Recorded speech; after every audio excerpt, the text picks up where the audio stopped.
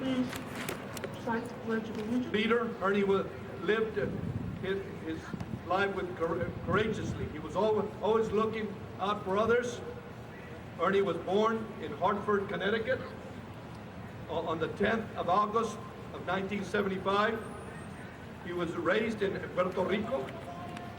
See, mother comes from, yes, his parents' birthplace, and he survived by his mother, Gloria Caldes Solito.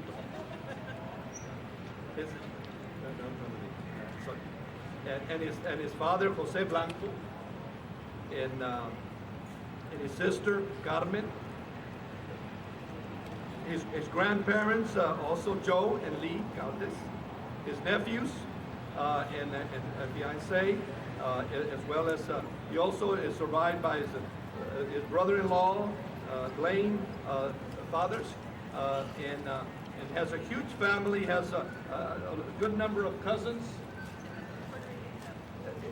The mama says typical Puerto Rican family, a big family with a good number of cousins and relatives, and so I wanted to take this opportunity to be here so that we take this time to recognize the family, and so that we don't forget that we still have young people out in both Afghanistan and Iraq and throughout the world that are out there putting their life on the line, like Ernie did.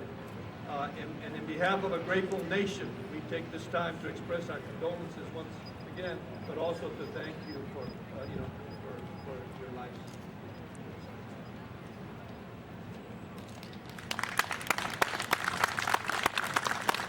I want to take this opportunity to present a special flag, and this flag has flown over the United States Capitol, and it says with a certificate to confirm the flag of this United States of America. This is to certify that accompanying this flag that has flown over the United States Capitol at the request of Congressman Ciro D. Rodriguez, Member of Congress.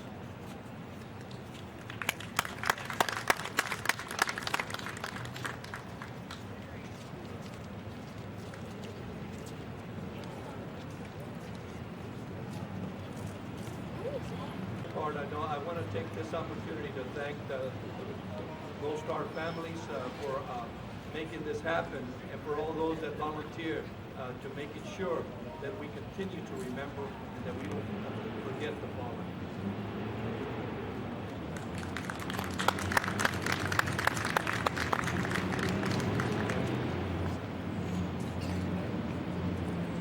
Congressman Rodriguez, thank you for the words.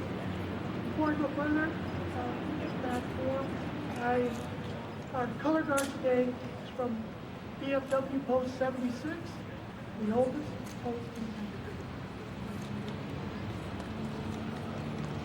Now, I want to introduce the gentleman who has organized and put together this event. He represents the Honor and Remember organization, and he's going to come up and make the presentation, but also have some other information. George?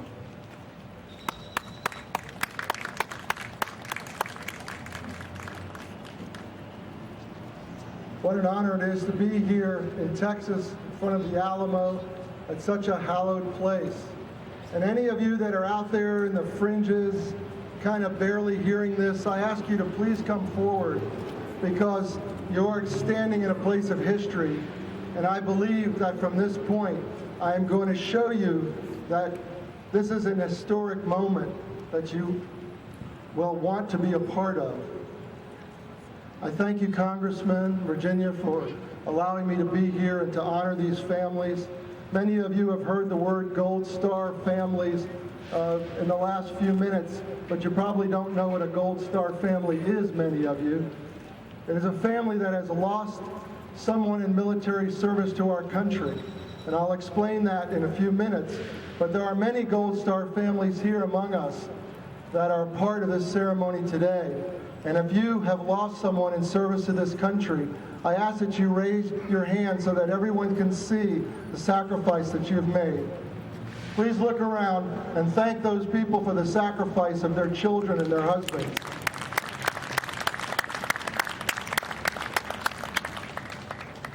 On December 29th, 2005, I lost my son to a sniper's bullet in Fallujah, Iraq.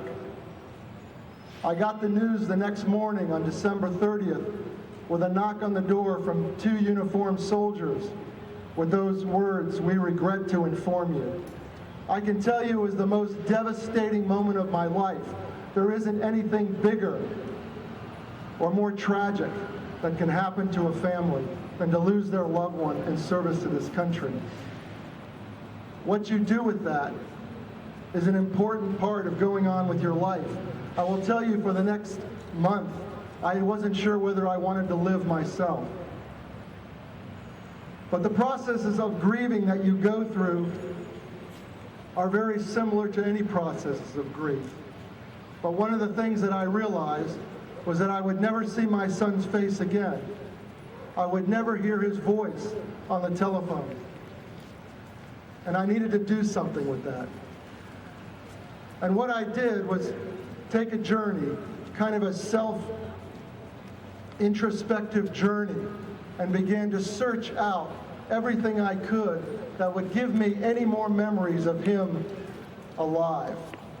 So I began opening drawers and closets and looking at emails, trying to find anything that I could, a photograph, a handwritten letter, anything that would give me one more moment of life with him. But you know, that process comes to an end very quickly because there's so many drawers you can open and there are only so many closets you can go through. And then what? Well, my son was married. He had 2 children. He had a wife. He had gone to college. He had several jobs before the Army. And I knew that he had a life outside of his own family. So I went out to those that I knew loved him. And I wanted to know, what did they have that they could bring to me, a photograph, a story, anything that would give me one more day of life to remember him. But even that process comes to an end because you can only find so many people. It's a finite universe. And I realized that he was in the United States Army. He served his country. And that he had those other soldiers that he trained with and that he served with. And I knew certainly they would have stories. And so I went to reach out to them because I wanted to find out, how did he do his job? Were they proud of him? What happened to him that day? What did he have for breakfast? Anything I could that would let me hold on to one more moment of life.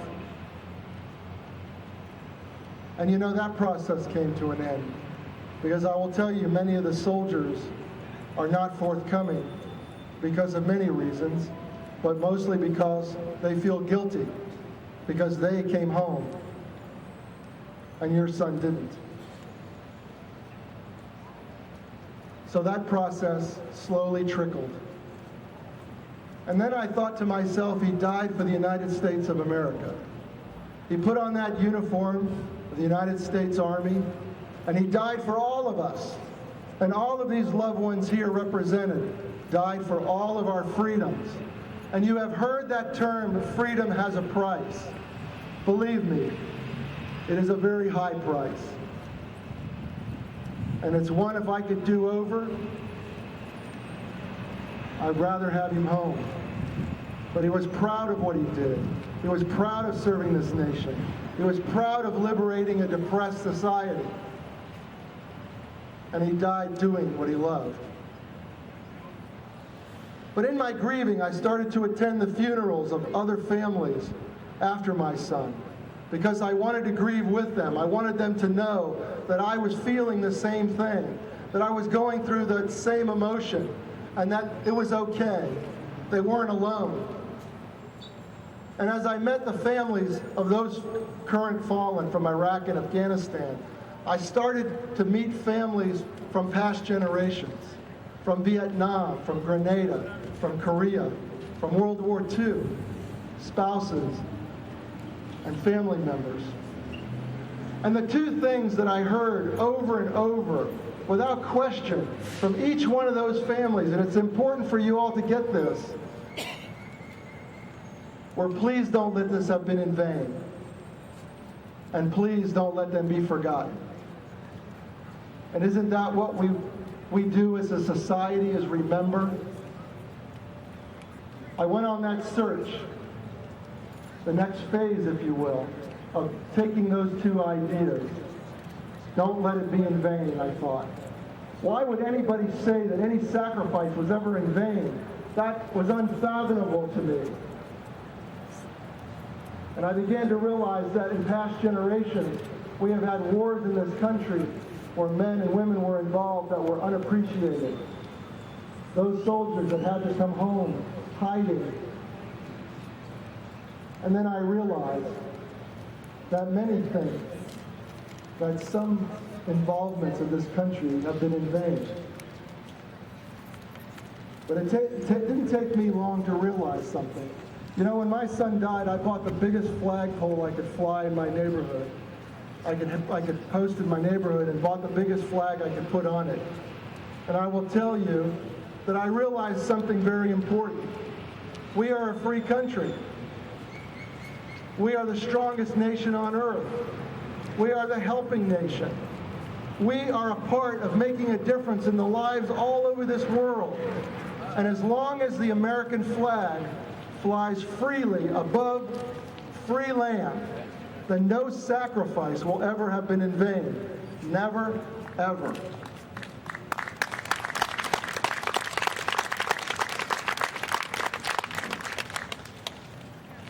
And then the remembrance part came to me, because that was a problem. I don't know if you all remember what happened after 9/11, but after 9/11, you couldn't find an American flag in this country. The manufacturers couldn't make them fast enough. But you know, 6 months later, those flags were faded, they were tattered, they were taken down, and they were never replaced, except those that were flying the American flag before 9/11. And that was the remembrance part that bothered me. Because as I spoke to the families of those that lost and sacrificed, I hear continuously, I have to talk about my son. I have to talk about my husband, because nobody remembers. And I'm talking about families going back to World War II. And that part bothered me tremendously, because I wanted my son to be remembered. I didn't want there to be a pass in this country.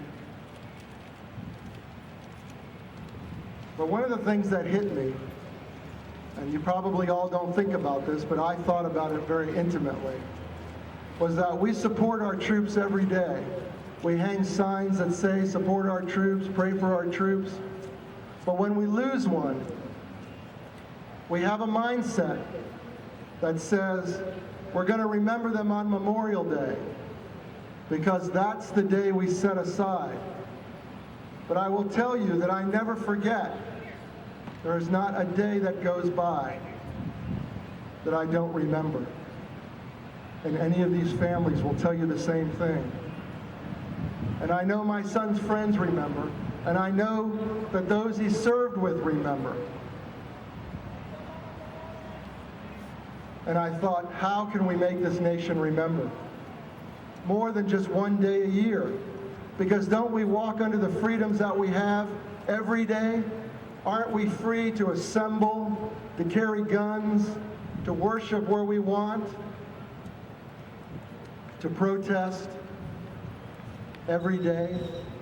Shouldn't we appreciate those that gave us that right in some form or fashion? Now, I know that death is uncomfortable, and I know that we don't know what to say, and probably many of your friends want you to be okay. They want you to be over it. And so I felt this nation needed some silent reminder, a way to be able to say thank you for that sacrifice without having to say a word at all. And I thought how to do that. And I saw this incredible POW flag everywhere I went. I see that flag flying on federal buildings and homes and even at funerals. And I thought to myself, what an honor that was, that the POWs were bestowed with an image that would cause this nation to remember those that were missing or captured. Powerful. And not only that, but federal legislation mandated that this flag fly everywhere on federal holidays. And I thought, what an honor. But then I took it one step further, because, you know, there were 57,617 that died in Vietnam. And there were hundreds of thousands that died before Vietnam. And they didn't have a symbol. Where was their tribute? And I started to think about flags for a minute, because flags designate everything in this country. We have flags that fly for every state in the United States. We have flags for every branch of the service. Every college has their own flag. Every high school has their own flag. The Alamo may have its own flag. But the one flag, the one emblem, the one tribute that recognizes the group, that enables us to fly every flag in this country, they have no symbol. They have no representation. They have no voice. And so, on May 26, 2008, the Honor and Remember flag was created and unveiled to the nation publicly.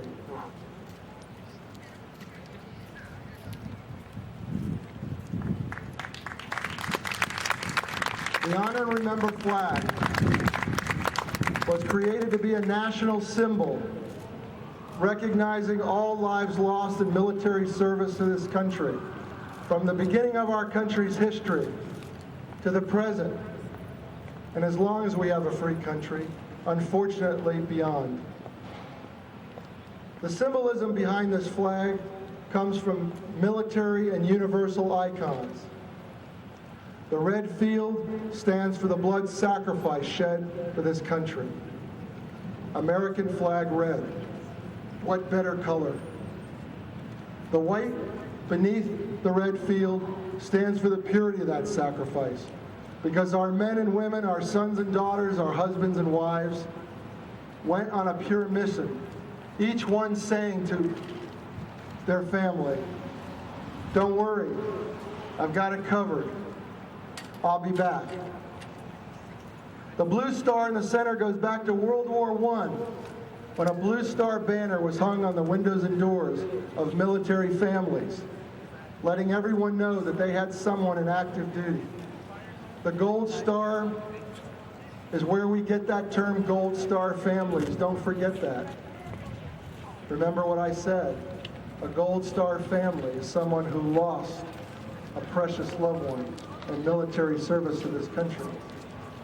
The folded flag beneath those stars represents a life lost. A folded flag handed to a family at the service of their loved one. The flames above, eternal flames, an eternal reminder that we will never forget.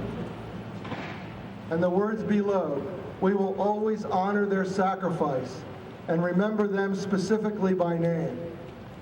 because each one of our loved ones have names. They're not statistics, they're not numbers, they are individuals with family and extended family and friends and those that love them. Thank you, guys. You can put that here. I am on a journey. This is my 42nd state. I deployed myself right after Memorial Day of this year to bring this flag to the nation, to be able to visit every single state, to meet with legislators, to meet with veterans organizations, to meet with military, to meet with Gold Star families, and bring this message of remembrance to this country. This is my 42nd state. I have traveled over 20,000 miles to be with you here today. And in the 42 states,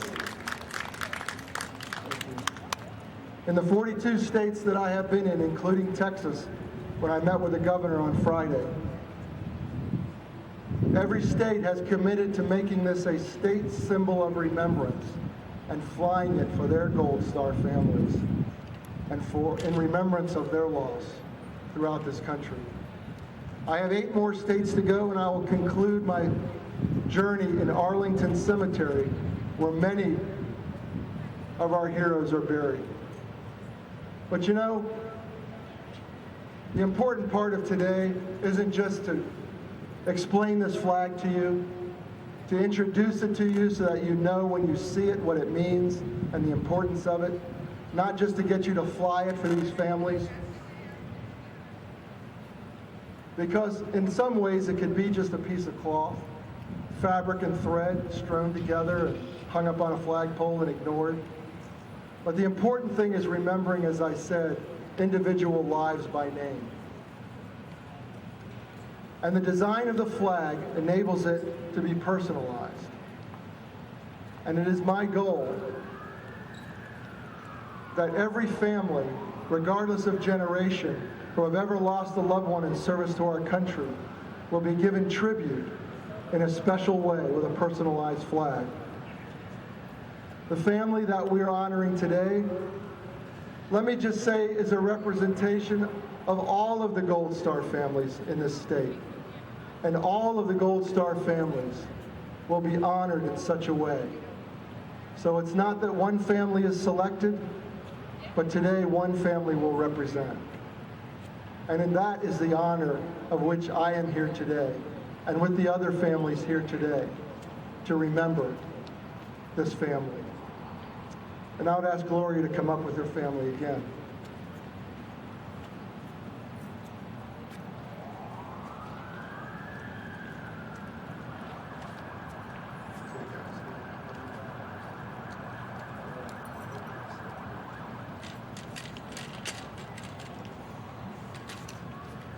Congressman, would you help me with this?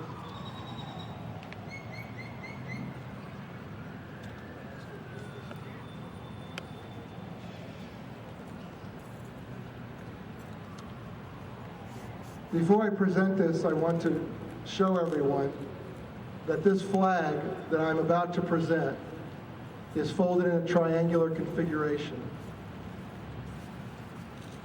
It's folded in a triangle to mirror the American flag that was folded and handed at the memorial of their son.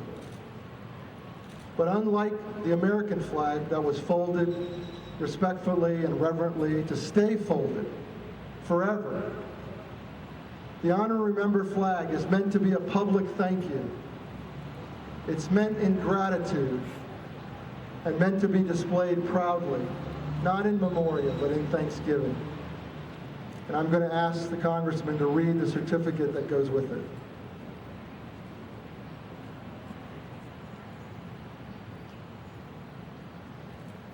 Honor and remember. Honor and remember.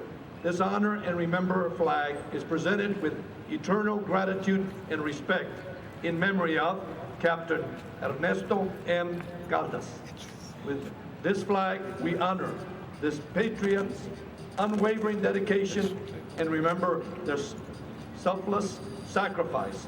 By displaying this symbol collectively as a nation, we humbly recognize the enormity of your loss and respectfully say thank you.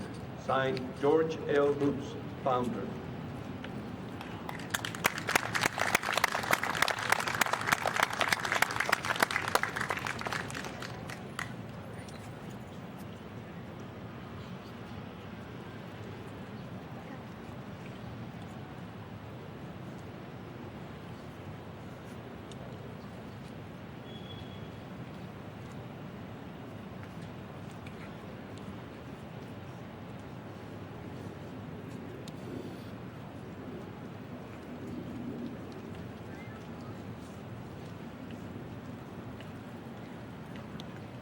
Thank you for being a part of this. As you can see, it is important that we remember and continue to remember. And thanks for the opportunity to be here and to speak in front of such a historic venue. I wanted, Virginia, would you step forward please for a minute? I just wanted to present a special flag, kind of as a placeholder because there'll be another one coming. But an honor and remember flag to the Alamo Committee here, and thanks for what they're doing, and in remembrance of those fallen soldiers here on this hallowed ground.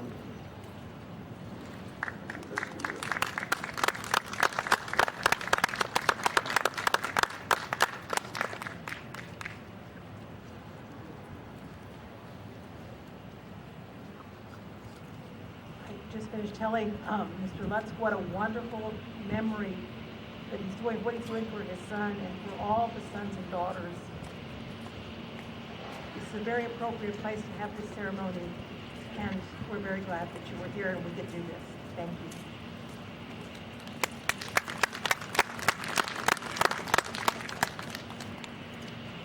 I'm just going to thank you for coming. For those of you that walked in later and don't know, go to the website. It's simply honorandremember.org. Honor. Please be seated. I'd like to acknowledge Representative Jane English. Where are you, Jane? There you are. Thank you for being here. Major General Wolford, and you, sir. Colonel Lear, 314th Airlift Fleet. Thank you for being here. Patriot Guard and Rolling Thunder. We enjoy them and love them and appreciate their being with us in all the events that are happening. The Daughters of the American Revolution, after our dedication, they will host refreshments in the back of the museum for you. I'd like to also recognize Rob Hopper with the Arkansas Fallen Heroes. Rob, there we are. If I'm not mistaken, Rob, our special exhibit that we always look forward to that you will have with us here on Veterans Day, November the 11th. Look forward to that. We have so many community comments and compliments and interest and appreciation when you bring the Fallen Heroes exhibit to us. We appreciate that. Mayor Gary Fletcher. Mayor, would you join us here, please?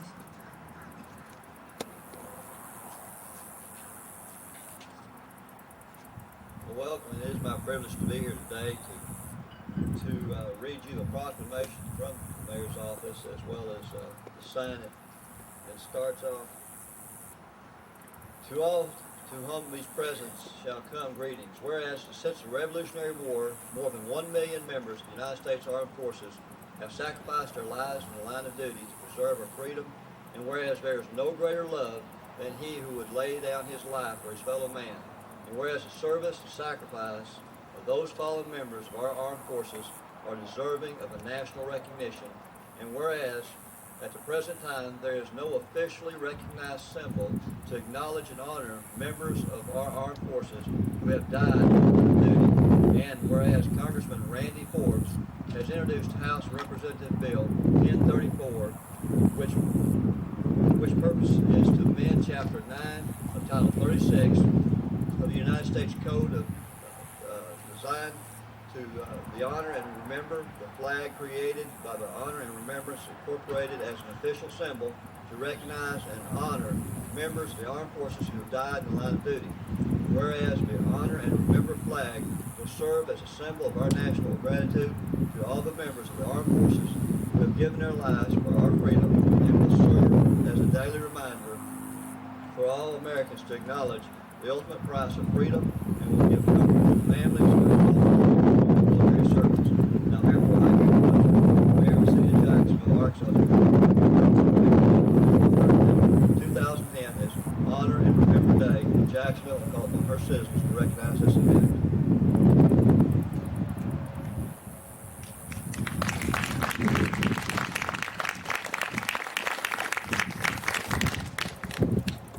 I'd like to add, Mayor Fletcher has been very supportive.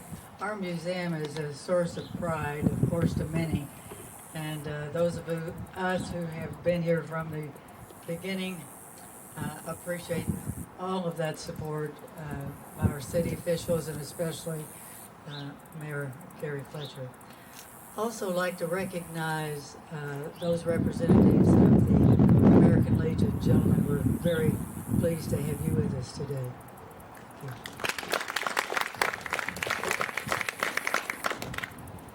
I'd like at this time to call George Lutz to the podium. George, where are you? Did I pronounce your name right, George?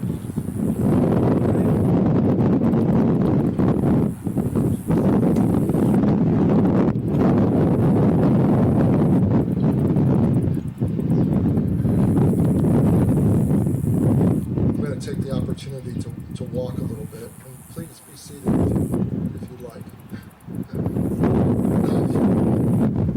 It's truly my honor to be here, and what a privilege to be able to speak and share this vision in front of so many prestigious in so many ways. Not only those that have served for our country and that are continuing to serve and given so much, but to be in the presence of families that have given the ultimate sacrifice. It is truly my honor, and to be here at the Jacksonville Museum of Military History. What an appropriate venue. I want to share a few minutes with you why I'm here. You may have no clue, who is this guy, and he's driving around in this big bus, and what does that mean, and how important is it? And I hope that when I'm finished that you will see that, as I believe, that this moment right here, right now, is a historic moment for Arkansas. On December 30th, 2005, two uniformed soldiers came to my door with those 5 words that no family ever wants to hear. We regret to inform you. I had found out that my son had been killed the day before by a sniper's bullet in Fallujah, Iraq. The word devastation isn't big enough to describe that moment and to describe the moments after that.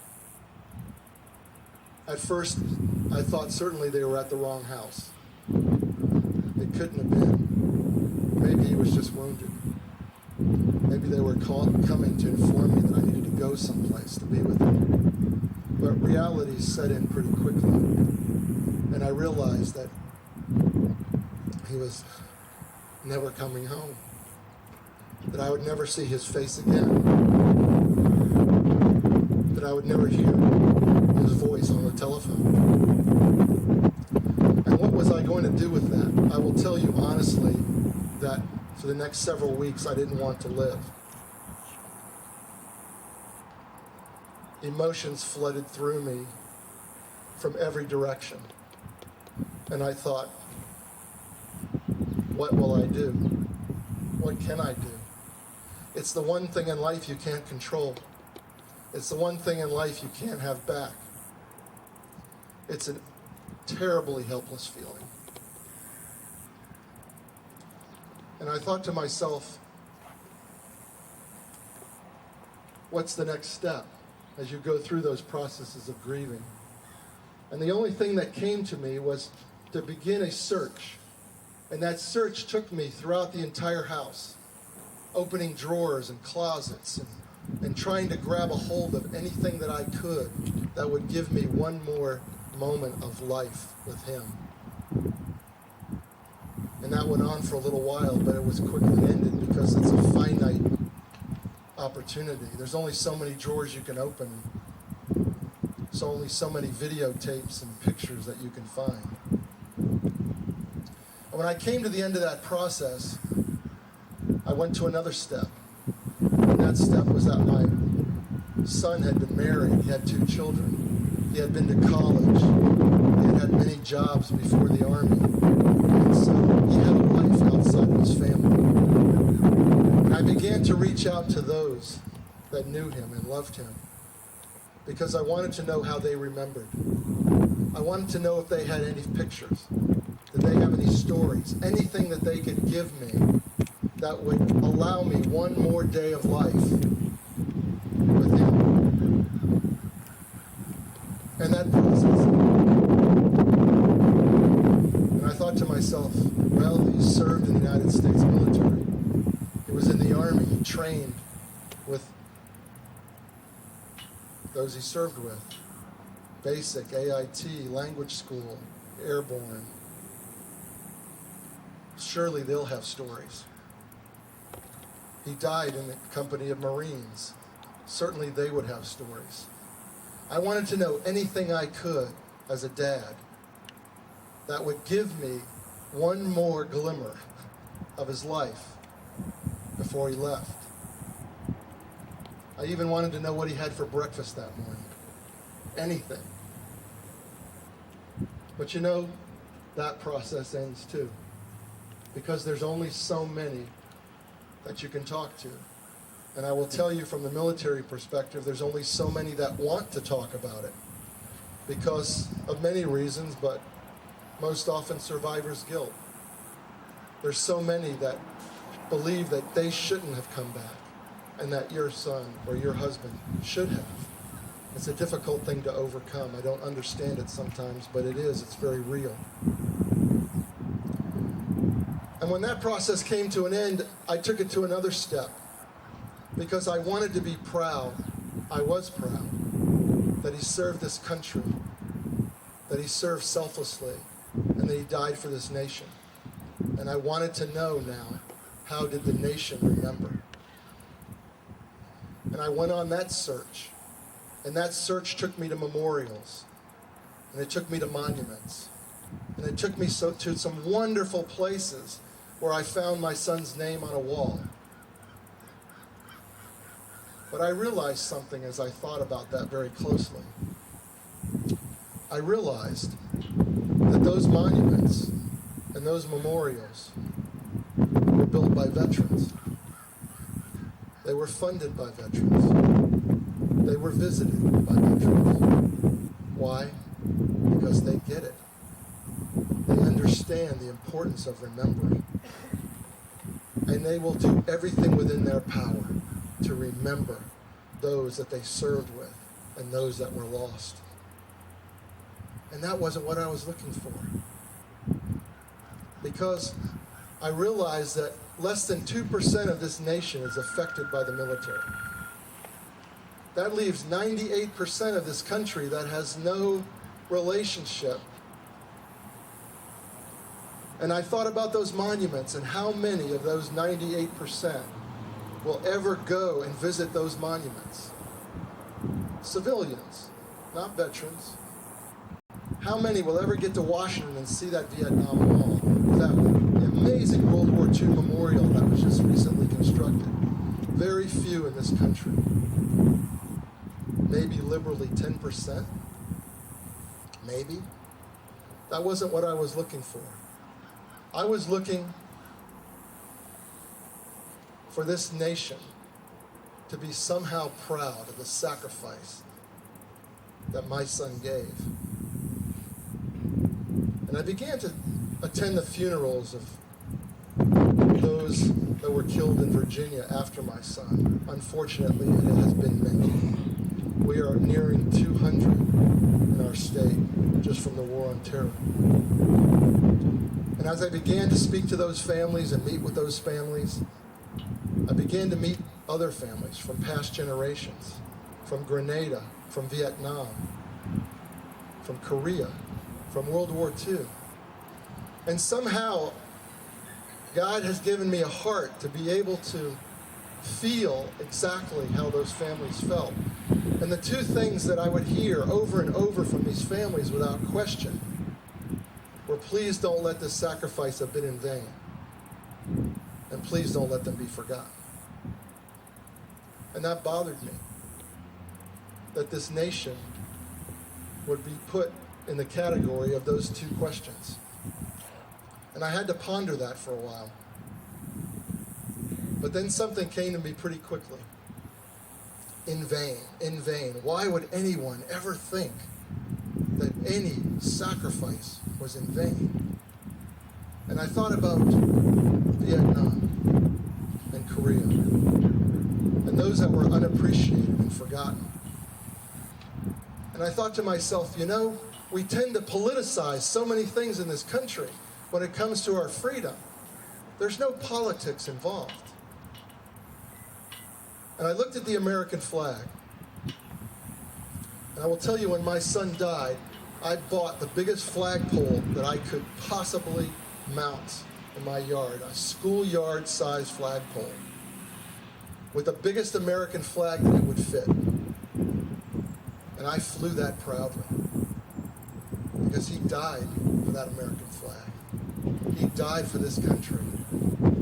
And I thought to myself, as long as the American flag flies freely in this country, above free soil, you can't put politics into that equation. As long as we can fly freely that flag, then this will be the greatest nation on earth, and no sacrifice will ever have been in vain. We can and have the power to do anything. The military will tell you, if you want to get it done, tell them to get it done. The strings that are being pulled in the background do not measure victory or defeat. So that question was behind me. There was no in vain.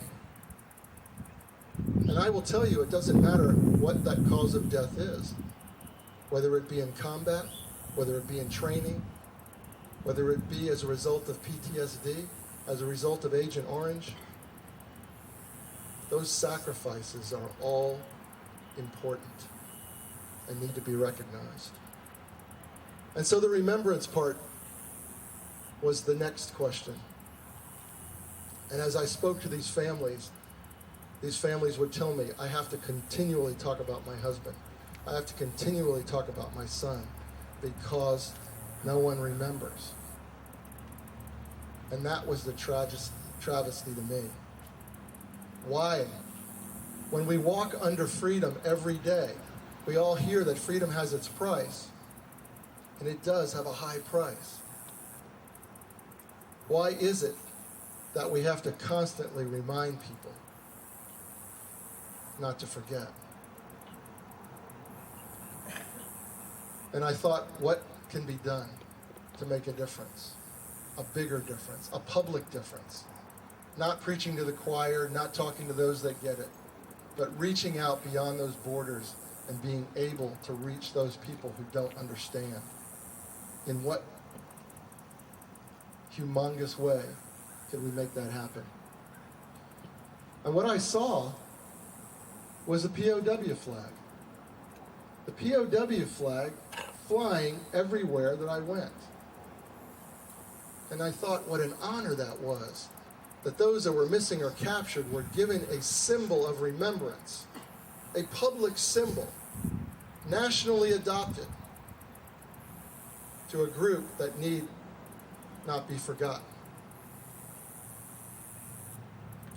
And I thought to myself, a flag. Of all the flags that we have in this country, and we have flags for everything, just look around. Every organization has a flag.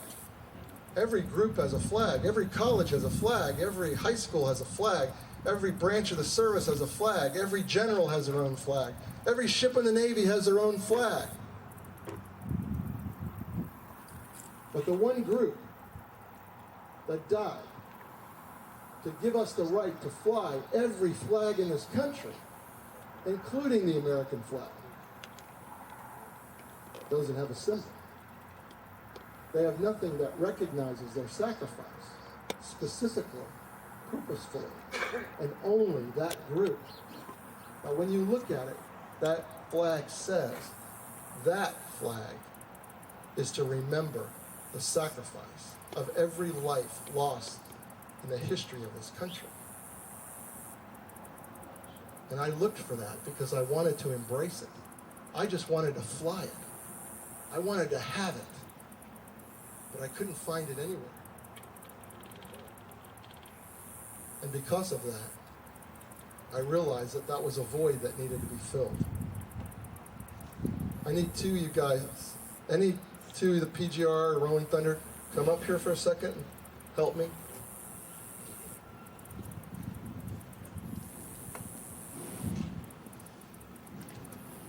If you'll open that.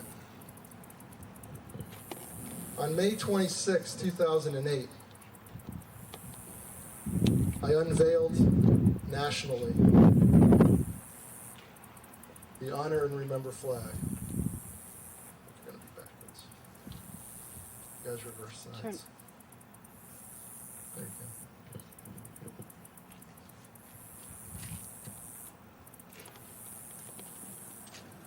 go. This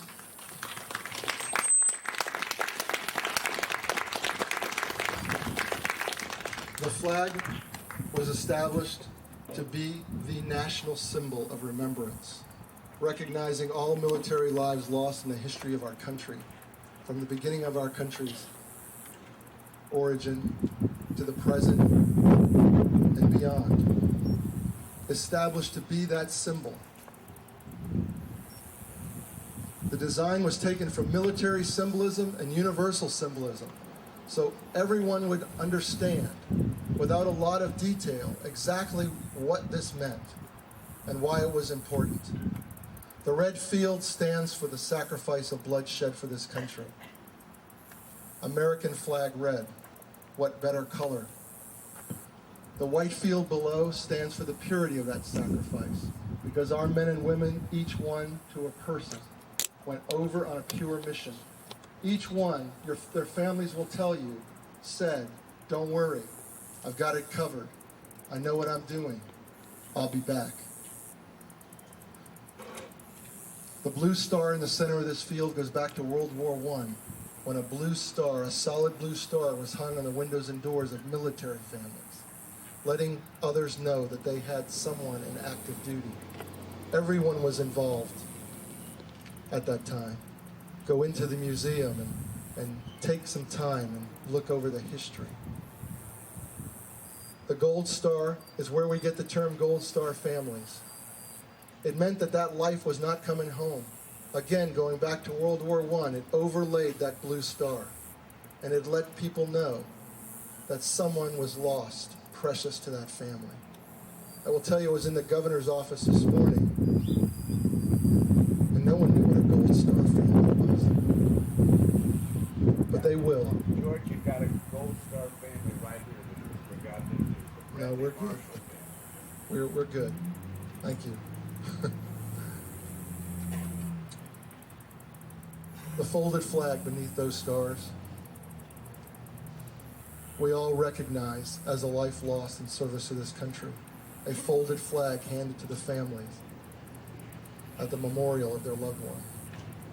This country was built on one folded flag at a time. The flames above it are an eternal reminder that we will never forget. It's not lip service. We will never forget. and the words below, we will always honor their sacrifice and remember them specifically by name, because each one has a name, and each one has a family, and friends, and comrades. Thank you, guys.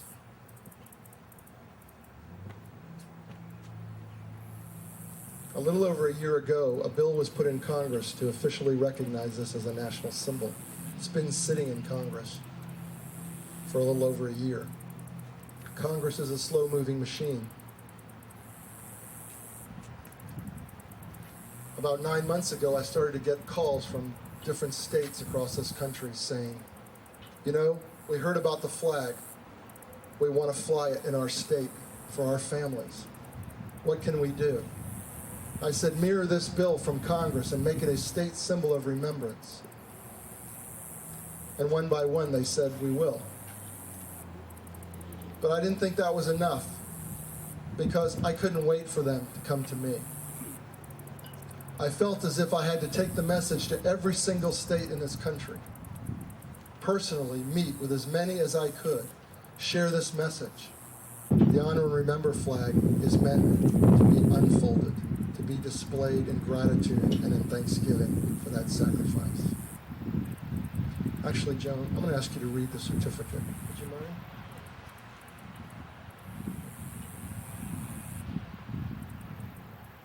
To honor and remember. This Honor and Remember flag is presented with eternal gratitude and respect in memory of Lance Corporal Brian C. Hopper. With this flag, we honor this patriot's unwavering dedication and remember their selfless sacrifice. By displaying the symbol collectively as a nation, we humbly recognize the enormity of your loss and respectfully say thank you. It's signed by George Lutz, founder. This day, October 13th, 2010.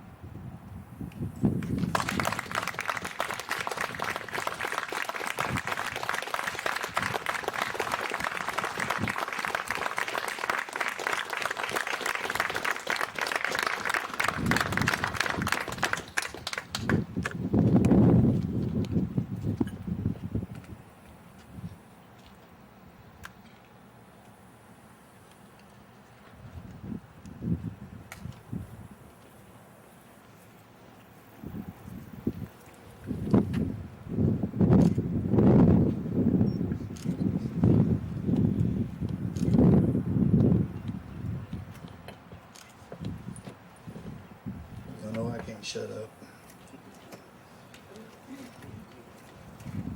You know, I've met George before, summer before last in Illinois, but it was 80,000 other people there, and he doesn't remember, but they presented about 12 flags to Gold Star members up there, and I thought that was a wonderful thing.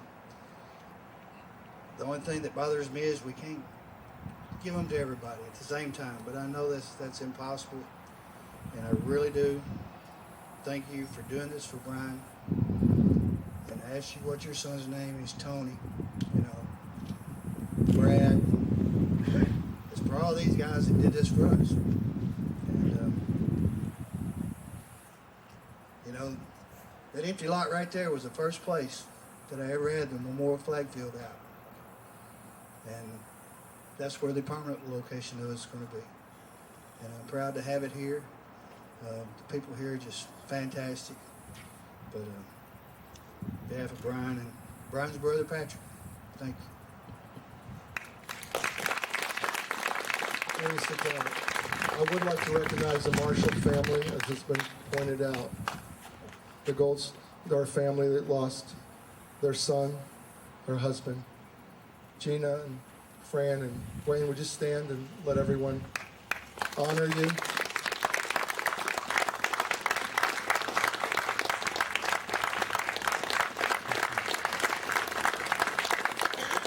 Are there any other Gold Star families here? No. Blue Star. Well, I think everyone's Blue Star. Does anyone have a son or a daughter or husband and wife currently serving? Okay, stand up. Thank you. Thank you for their service. This really concludes my remarks. I would ask that you pray. Symbol of honor and remembrance. Thank you, gentlemen, both, and all that have attended this morning. Thank you, and good day. We're adjourned.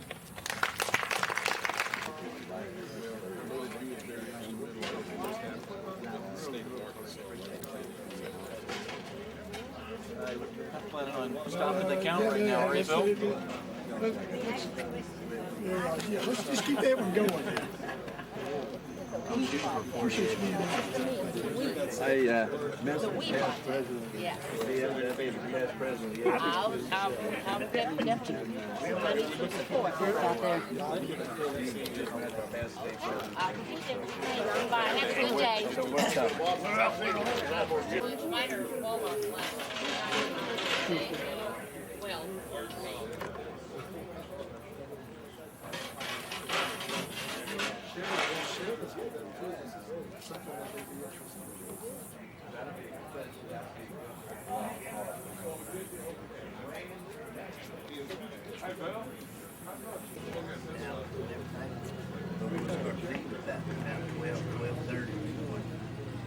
where is it? Whereabouts? I watch these planes coming down.